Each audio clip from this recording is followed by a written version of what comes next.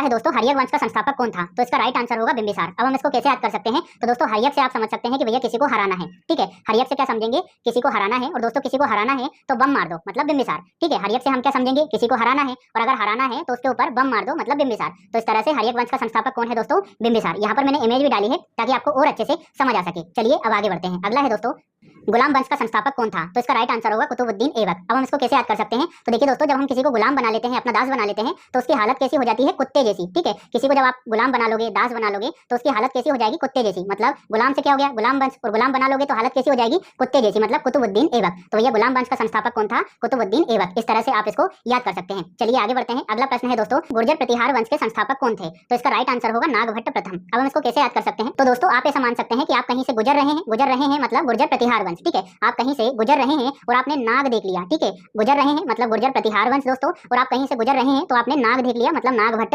प्रथम। तो गुर्जर प्रतिहार वंश के संस्थापक कौन है? नागभट्ट प्रथम। इस तरह से दोस्तों ये आपको याद हो जाएगा। चलिए अब आगे बढ़ते हैं। अगला प्रश्न है दोस्तों शुंग वंश की स्थापना किसने की थी? तो इसका राइट आंसर होगा पुष्यमित्र शुंग ने। अब हम इसको कैसे याद कर सकते हैं?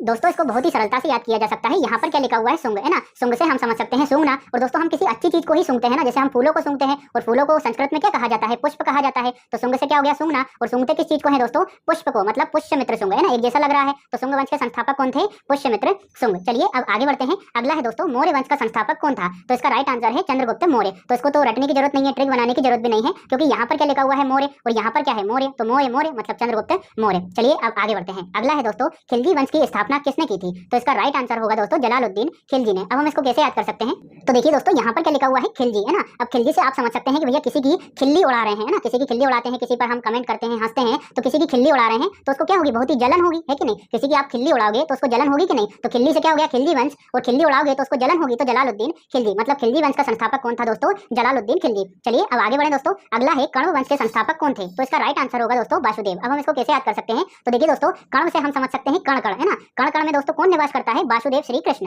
ठीक है। कण्व से हमने क्या समझा दोस्तों? कण कण, और कण कण में कौन निवास करता है दोस्तों? वासुदेव श्री कृष्ण। तो कण्व वंश का संस्थापक कौन था दोस्तों? वासुदेव। चलिए अब आगे बढ़ते हैं। अगला प्रश्न है दोस्तों पाल वंश का संस्थापक कौन था? तो इसका राइट आंसर होगा दोस्तों गोपाल। अब हम इसको कैसे याद कर सकते हैं? तो यहाँ पर क्या लिखा हुआ है? पाल। अब आपके पास कुछ भी नहीं है, कोई भी जानवर नहीं है, तो सामने वाला बोल रहा है कि कुछ ना कुछ तो पाल ले भैया। तो आप पूछ रहे हैं कि भैया क्या पालूं? तो सामने वाला बोलता है कि ऐसा कर गोपाल, है ना। गो मतलब काऊ पाल, ठीक है। पाल, है ना, कुछ ना कुछ तो पाल। अब क्या पालूं? गोपाल, है ना। तो पाल वंश का संस्थापक कौन है? गोपाल। इस तरह से दोस्तों ये आपको याद हो जाएगा। दोस्तों आशा करता हूँ कि आपको वीडियो काफी अच्छा लग रहा होगा। वीडियो अच्छा लगा हो तो लाइक शेयर और सब्सक्राइब जरूर करिएगा, साथ ही कमेंट जरूर करिएगा।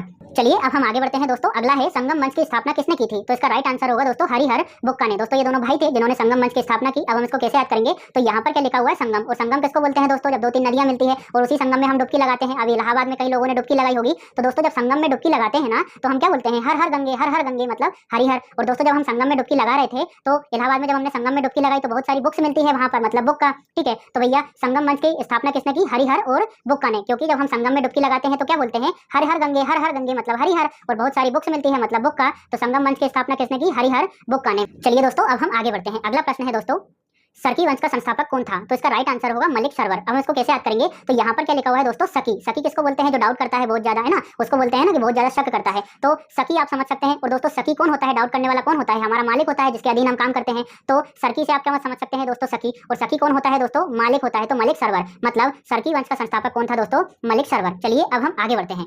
हमारा 11वां प्रश्न है दोस्तों तुगलक वंश का संस्थापक कौन था? तो इसका राइट आंसर है गयासुद्दीन तुगलक। अब हम इसको कैसे याद कर सकते हैं? तो यहाँ पर क्या लिखा हुआ है दोस्तों? तुगलक। अगर तुगलक में दोस्तों हम तू वर्ड को पकड़े तो हम किसी से बोलते हैं ना, जब हम भारी नाराज होते हैं तो क्या बोलते हैं? तू गया भाई, है ना। अब तो तेरी पिटाई होगी, तेरे को बहुत जोर से मार चढ़ाऊंगा, तू गया भाई। तो तू गया भाई मतलब तू से क्या हो गया दोस्तों? तुगलक वंश, ठीक है। इतने में आपको याद आ जाएगा। और तू गया भाई मतलब गयासुद्दीन तुगलक। चलिए अब हम आगे बढ़ते हैं। अब हमारा 12वां प्रश्न है दोस्तों शिशुनाग वंश की स्थापना किसने की थी? तो इसका राइट आंसर है शिशुनाग ने। अब देखिए इसको रटने की जरूरत भी नहीं है, ट्रिक बनाने की जरूरत भी नहीं है, क्योंकि यहाँ पर क्या लिखा हुआ है? शिशु, और यहाँ पर क्या लिखा हुआ है? शिशु। तो शिशुनाग वंश के संस्थापक कौन थे? शिशुनाग। चलिए अब हम आगे बढ़ते हैं। अगला है दोस्तों राष्ट्रकूट वंश के संस्थापक कौन थे? तो इसका राइट आंसर होगा दंती दुर्ग। अब हम इसको कैसे याद करेंगे? तो यहाँ पर क्या लिखा हुआ है दोस्तों? राष्ट्रकूट, है ना, मतलब कोई राष्ट्र को कूट रहा है, राष्ट्र की पिटाई कर रहा है, राष्ट्र पर हमला कर रहा है। तो भैया अगर कोई राष्ट्र को कूटेगा तो हम क्या करेंगे? वैसे बैठे रहेंगे क्या? नहीं। अगर कोई राष्ट्र को कूटेगा दोस्तों तो हम उसके दांत तोड़ देंगे, ठीक है। दांत तोड़ देंगे मतलब दंती दुर्ग। अगर कोई राष्ट्र को कूटेगा मतलब राष्ट्रकूट वंश, ठीक है। अगर कोई राष्ट्र को कूटेगा तो हम दांत तोड़ देंगे मतलब दंती दुर्ग। तो इस तरह से राष्ट्रकूट वंश के संस्थापक कौन थे? दंती दुर्ग।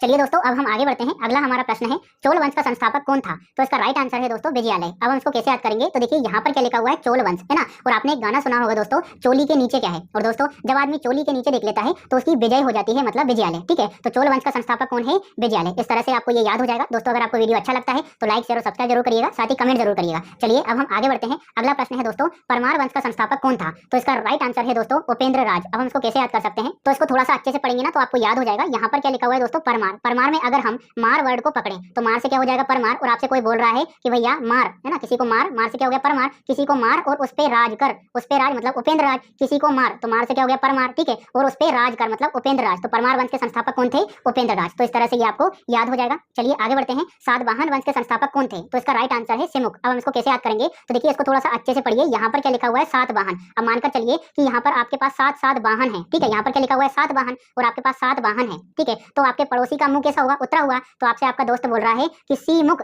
है ना, सी मतलब क्या होता है, देखना, है कि नहीं। सी मुख, उसका मुंह उतरा हुआ है। सी मुख, आपके पास 7 वाहन है। ठीक है, आपके पास 7 वाहन है तो सामने वाला का मुंह देखने लायक होगा। तो आपसे बोल रहा है कोई सी मुख, है ना, उसका मुंह देख भैया। तो सातवाहन वंश के संस्थापक कौन थे? सिमुक थे।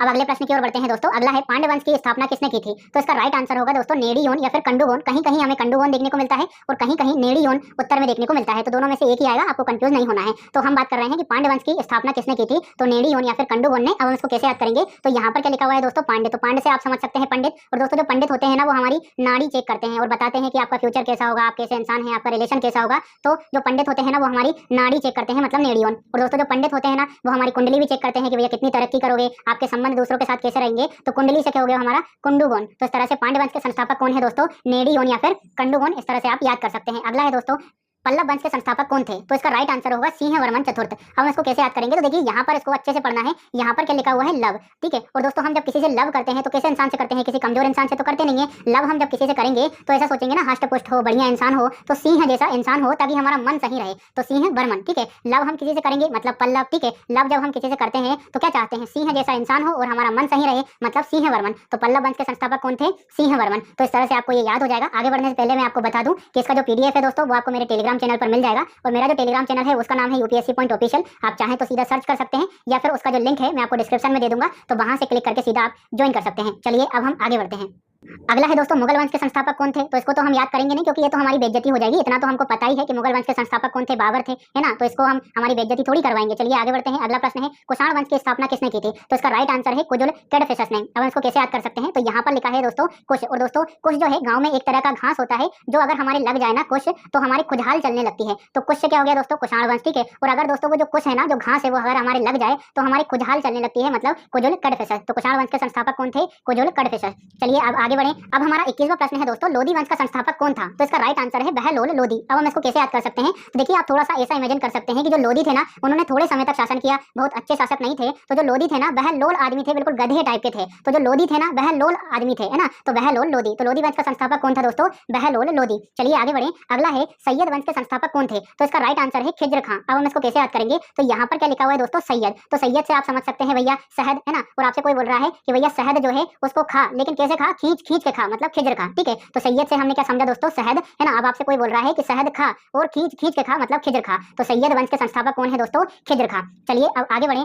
अब हमारा दोस्तों 23वां प्रश्न है, लोहार वंश का संस्थापक कौन था? तो इसका राइट आंसर है संग्राम राज। अब हम इसको कैसे याद करेंगे? तो देखिए दोस्तों, जो लोहार होते हैं, कुमार होते हैं, बड़े होते हैं, वो कहाँ रहते हैं? गांव में रहते हैं। और गांव को क्या बोलते हैं? ग्राम बोलते हैं। तो ग्राम से क्या हो गया? संग्राम राज। और दोस्तों जो लोहार होते हैं, है ना, तो लोहार से क्या हो गया? लोहार वंश। और दोस्तों जो लोहार होते हैं वो कहाँ रहते हैं? गाँव में। गाँव मतलब ग्राम। ठीक है, तो ग्राम से क्या हो गया? संग्राम राज। तो लोहार वंश का संस्थापक कौन था? संग्राम राज। इस तरह से आप इसको याद कर सकते हैं। अगला है दोस्तों, चंदेल वंश के संस्थापक कौन थे? तो इसका राइट आंसर है नन्नुक। अब हम इसको कैसे याद करेंगे? तो चंदेल से आप समझ सकते हैं दोस्तों चांद। ठीक है, और दोस्तों जब हम चांद को देखते हैं तो कैसा दिखता है? बिल्कुल नुन्नू सा, है ना, छोटा सा दिखता है ना। तो चांद से क्या हो गया? चंदेल। ठीक है, और चांद कैसा दिखता है दोस्तों? बिल्कुल नुन्नू सा, मतलब नन्नुक। तो चंदेल वंश के संस्थापक कौन थे? नन्नुक। इस तरह से आप इसको याद कर सकते हैं। अब हमारा दोस्तों 25वां प्रश्न है, बहमनी वंश का संस्थापक कौन था? तो इसका राइट आंसर है हसन गंगू। अब हम इसको कैसे याद कर सकते हैं? तो देखिए यहाँ पर क्या लिखा हुआ है, बहमनी, मतलब जो मनी थी ना दोस्तों, जो रुपया था, वह बह गया है ना। अब आपसे पूछ रहा है कि भैया मनी कहाँ बह गई है? तो आप बोल रहे हैं हुस्न पर बह गई है भैया, है ना। ये जो हुस्न आपको दिख रहा है उस पर बह गई है ना। तो बहमनी मतलब बहमनी वंश, और मनी कहाँ बह गई है? हुस्न पर, मतलब हसन गंगू। तो बहमनी वंश के संस्थापक कौन थे? हसन गंगू। इस तरह से आप इसको